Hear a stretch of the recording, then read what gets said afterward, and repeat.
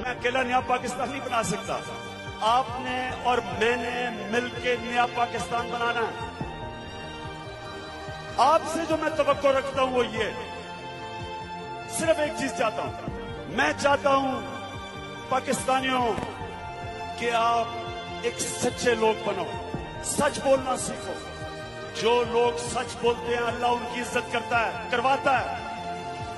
عزت اللہ کی طرف سے آتی ہے، کبھی بھی جھوٹ بولنے والے کی عزت نہیں ہوتی، چاہے وہ نواز شریف ہو، چاہے وہ کوئی اربوں پتی ہو۔ جو انسان جھوٹ بولتا ہے انسان اس کی عزت نہیں کرتے۔